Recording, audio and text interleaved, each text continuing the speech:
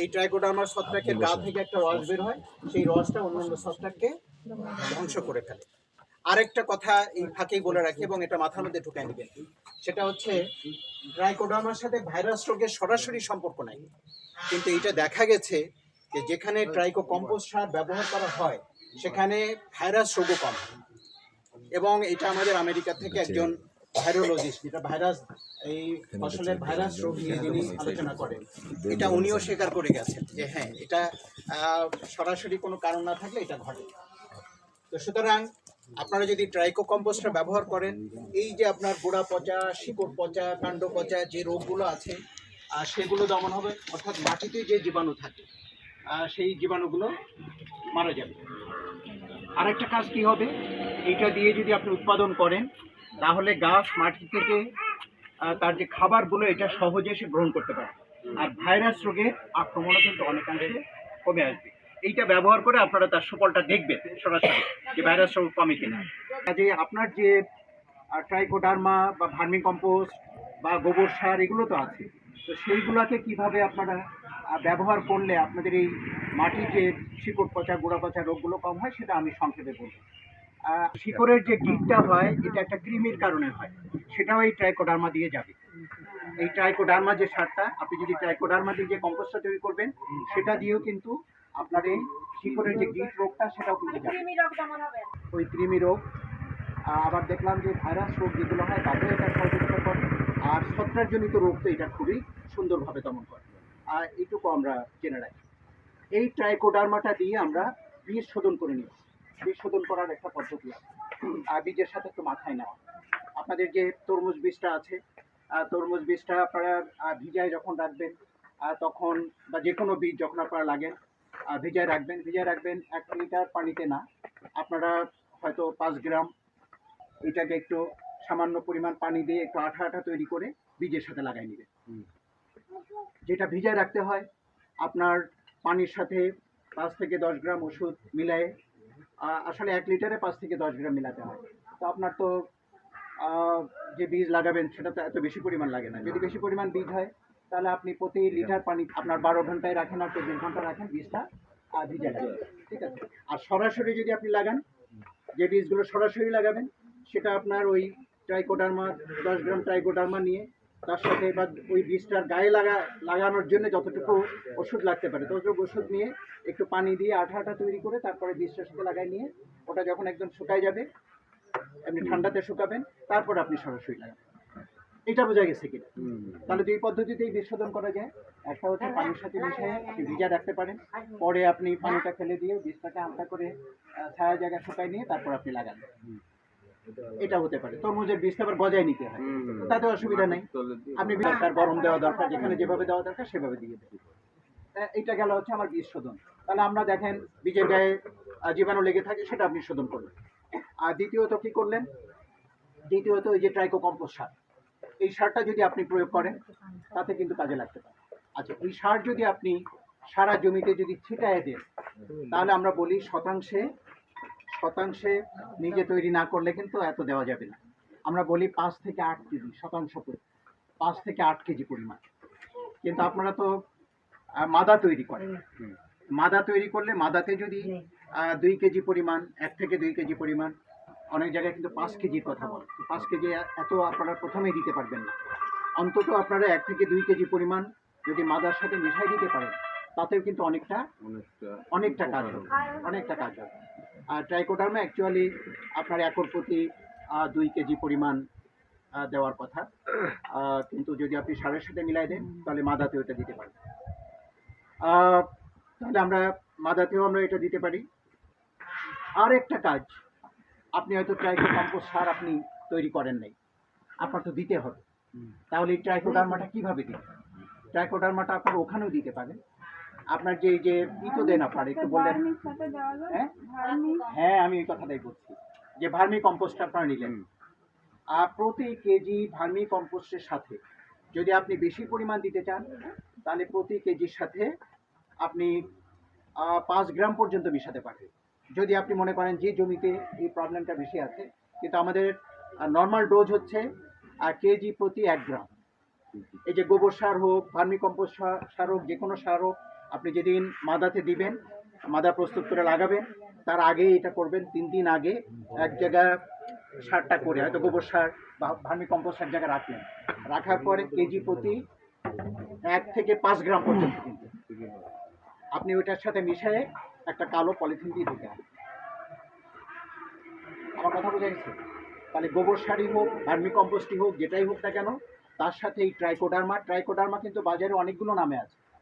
আপনি ট্রাইকোম্যাক্স, ট্রাইকস্ট, বায়োডার্মা, কেমোম্যাক্সটা অন্য জিনিস, আমরা রাসায়নিকটা আবার মিশাই না। হ্যাঁ, আর এটা ট্রাইকো সলিউশন একটা, তারপরে আপনার আছে সুপার ট্রাইকো, এসআই কোম্পানির, বিভিন্ন কোম্পানির আছে, যে নামগুলো ওনাদের কাছে আছে, এই নামগুলো কিন্তু ওনাদের কাছে আছে। যে কোনো একটা ট্রাইকোডার্মা, যেটার গায়ে লেখা আছে ট্রাইকোডার্মা, এরকম একটা আপনাদেরকে কিনে এটা লাগাতে হবে। তো সেটা আপনারা কেজি প্রতি কত গ্রাম দিবেন?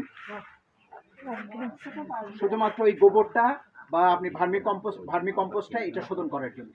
ভার্মিটা ওখানে দেওয়া দরকার নেই, আপনি কম্পোস্টটা তৈরি হওয়ার পরে এরকম 3 দিন যদি ওইটা দিয়ে রাখেন, তাহলে এটাই আপনার ওই ট্রাইকোডার্মাটা এর মধ্যে আরও বাড়বে এবং ওটার সাথে মিলে থাকবে। ওইটাই যদি আপনি মাদাতে ভালো করে মিশাই দিয়ে যদি আপনি চারা বা বীজ লাগান, তাহলে দেখা যাবে, কারণ অধিকাংশ গোড়া পচা, শিকড় পচা, কাণ্ড পচা রোগ কিন্তু জীবাণু থাকে মাটিতে। আপনার মাথায় রাখতে হবে, জীবাণু যদি না থাকে, যতই আবহাওয়া খারাপ হোক না কেন, যতই বীজটা খারাপ জাতের হোক না কেন, রোগ হবে না যদি জীবাণু না থাকে। আবার জীবাণু যদি থাকে, আপনার আবহাওয়া খারাপ, জাতও ভালো না, তাতে কিন্তু রোগ হবে না যদি জীবাণু না থাকে। তাহলে আপনি তো জীবাণু বীজ শোধন করে কমায় নিচ্ছেন, মাটিতে আপনি কমায় নিচ্ছেন। আবহাওয়া যদি একটু খারাপও হয়ে যায়, তাতে আপনার এই গোড়া পচা, শিকড় পচা হবে না। কিন্তু তার আগে তো আপনাকে ফাউন্ডেশনটা বানাইতে হবে। ফাউন্ডেশন, ফসলাবাদ করতে গেলে তো ফাউন্ডেশন দরকার আছে, তাই না? খালি ঘর বাড়ি করতে গেলেই তো দরকার নেই, সেজন্য মাদাটা আমার ওইভাবে তৈরি করে নিতে হবে। বীজটা যদি শোধন করে নিই, চারাটা যদি শোধন করে নিই, তাহলে আমাদের কোনো সমস্যা নেই। আচ্ছা, এটুক গেল এই জায়গাতে। যেহেতু অনেকগুলো সমস্যার কথা আপনারা বলছেন, ট্রাইকো কম্পোস্ট সাথে সাথে সবাই তৈরি করে ফেলতে পারবেন না, এই সমস্যাগুলো আমি অ্যাড্রেস করার জন্য কিছু কথা বলবো। ধরেন আপনার চারা লাগালেন, বীজ লাগালেন বা চারা লাগানোর পরে আপনার চারা বেরোনোর পরে আপনারা বলছেন 2 পাতা বা 3 পাতা হয়ে যাওয়া। এই যে 2 পাতা 3 পাতা হয়ে যাওয়া, আচ্ছা, আপনাদের এই কুমড়া জাতীয় সবজি লাগানোর পরে একটা লাল পোকা লাগে নাকি? Red pumpkin beetle. এক আলোচনা করতে গেলে আর এক আলোচনা এমনিতেই এসে যায়। রেড পাম্পকিন বিটলের এই পোকাটা কোথায় ডিম পাড়ে বলেন তো?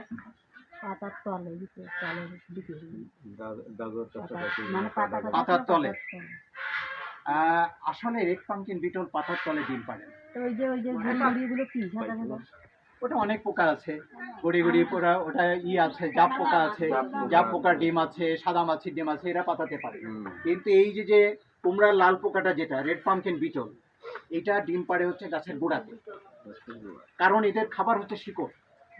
তো গাছের গোড়াতে ডিম পাড়ে, বা গাছের গোড়ায় যে মাটি থাকে, মাটিতে ডিম পাড়ে, ওখান থেকে ফুটে নিচে চলে যায়, গিয়ে শিকড়ে ঢুকে যায়, শিকড়টা খেয়ে নষ্ট করে ফেলে। এই জন্য অনেক সময় যারা কুমড়া জাতীয় সবজি আবাদ করে, যেমন তরমুজ, মিষ্টি কুমড়া টুমড়া, এগুলো যারা আবাদ করে, আর তারা কি করে, তারা 2 বার 3 বারও কিন্তু চারা লাগানো লাগে, কারণ প্রথমে ওই লাল পোকা কিন্তু এটা নষ্ট করে। আর রোগ তো আছে, তাহলে রোগটার জন্য আমি নাই ট্রাইকোডার্মা দিলাম। কেউ জানে না যে লাল পোকা এত ক্ষতিকারক। হ্যাঁ, জানে, শুধু আমরা দেখি যে পাতা খাচ্ছে, শুধু পাতা খাচ্ছে।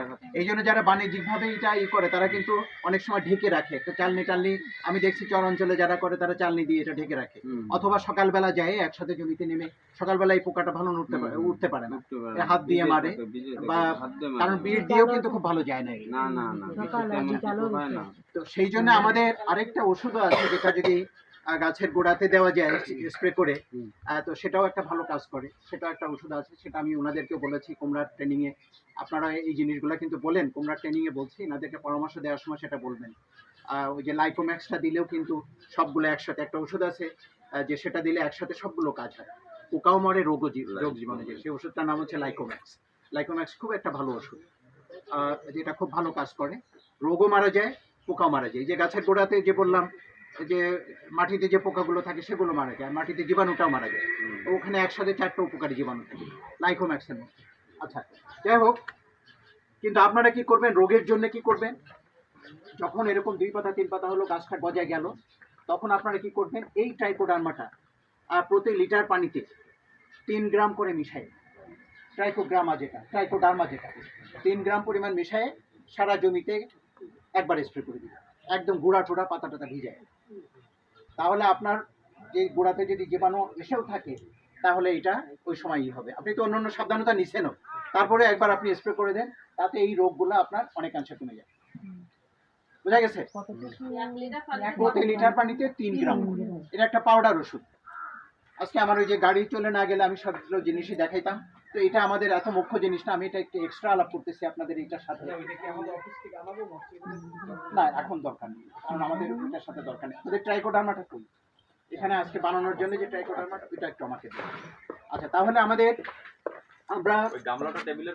আমরা যেটা করলাম, এই ট্রাইকোডার্মার কথা আমরা বললাম, কারণ এইটা দিয়ে অধিকাংশ রোগ আপনার দমন হবে এই উপকারী ছত্রাক দিয়ে। ঠিক আছে, ওটাও তো একসাথে। আর আপনারা আরেকটা কাজ করবেন, এই ট্রাইকোডার্মার সাথে ডাইনামিকের ব্যবহারটা তাদেরকে ভালোভাবে শেখাবে।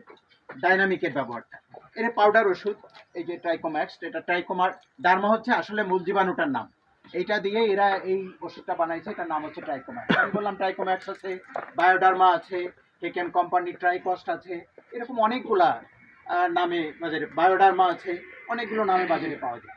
তো এইটা দিয়েই কিন্তু আমরা এই কাজগুলো করতে পারি, আপনাদের যে রোগগুলোর কথা আমরা বললাম। তাহলে এইটা আপনারা পরবর্তী সময় স্প্রে করতে পারবেন। আজকে এই ট্রাইকোডার্মার এই ট্রাইকো কম্পোস্ট সার তৈরি করতে গেলে একটা জিনিস, একটা রস বেরোবে, যে রসটা আপনাদেরকে ধরে রাখতে বলবে, এটার নাম হচ্ছে ট্রাইকোলিচেট। যে রসটা বেরোয় তার নাম হচ্ছে ট্রাইকোলিচেট, সেটাও আমরা বোতলে ধরে রাখতে বলবো। তো সেই রসটাও যদি আপনি প্রতি লিটার পানিতে 20 ml করে মিশিয়ে যদি আপনি স্প্রে করেন, ঠিক এই ওষুধের মতো কাজই পাবেন।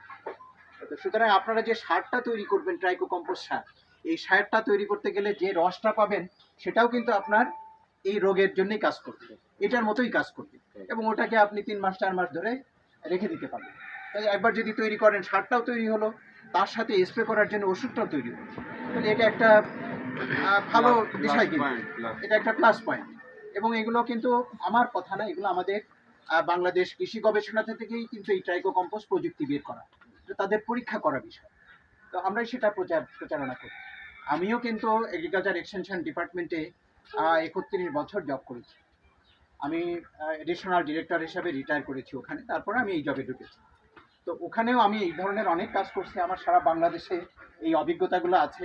আর আমি যে জৈব বালানাশকটার কথা বলি, এটার আমি একটা প্রকল্প পরিচালক ছিলাম, আমার রিটায়ারমেন্টের 4 বছর ধরে আমি একটা প্রকল্প পরিচালক ছিলাম, সেগুলো এটা নিয়ে আমি সারা বাংলাদেশে কাজ করেছি এবং এগুলোর আমি উপকারিতা দেখেছি। যার ফলে আমার সেই এক্সপিরিয়েন্সটা যে আমি এখানে প্রয়োগ করতে পারতেছি, এটা আমার জন্য একটা ভালো ফিলিং যে আমি এটা করতে পারছি। এখনও কৃষির সাথে, কৃষকের সন্তান আমি, সেই হিসাবে যুক্ত আছি কৃষির সাথে। কাজেই আমি যে কথাগুলো বলছি, এটা যদি আপনারা অনুসরণ করেন, এটা ঠকার কোনো উপায় নেই, ঠকার কোনো সন্দেহই নাই যে আমি ঠকবো না, লাভবান করবো, এগুলো এটা কিন্তু রিসার্চের মাধ্যমে প্রমাণিত সত্য কথা। তো কাজেই এই জিনিসগুলো আপনারা করে দেখতে পারেন। আর সবথেকে বড় কথা, যাহা দেখি নাই দুই নয়নে, বিশ্বাস করি না কি গরুর বচনে। তো গরুর বচনে বিশ্বাস করা দরকার নেই, এগুলো ব্যবহার করে একেবারে হাতে কলমে নিজেরা করি, উপকারিতা দেখবেন। যদি উপকার দেখেন, সামনের দিকে এগোবেন, না দেখলে এতটা কষ্ট করে কি লাভ। তবে কষ্ট না করলে কেষ্ট মেলে না, এটা আমরা সবাই জানি, কেন কষ্ট একটু করতে হয়, ভালো কিছু পাওয়ার জন্য কষ্ট আমাদেরকে করতে হয়। আর উপকারিতা একবার পেলে অবশ্যই দেখবেন। এবং আর একটা কথা আমি বলে রাখি, এই ট্রাইকো কম্পোস্ট যদি আপনি রেগুলার আপনার জমিতে ব্যবহার করেন, আমি শিওর 3 থেকে 4 বছরের মধ্যে আপনার জমিটাও আস্তে আস্তে রোগ জীবাণুমুক্ত হয়ে যাবে। রাসায়নিক ওষুধ দিলে কাজ হয় না, রাসায়নিক সারে কাজ হয় না, এই জিনিসটা আস্তে আস্তে মুছে যাবে। কিন্তু তার জন্য আপনাকে এই প্র্যাকটিসটা করতে হবে।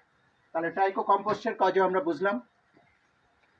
আর যে ট্রাইকো কম্পোস্ট তৈরি করার জন্য যে ট্রাইকোডার্মাটা দিয়ে তৈরি করা হয়, তারও ফাংশন আমরা বুঝলাম।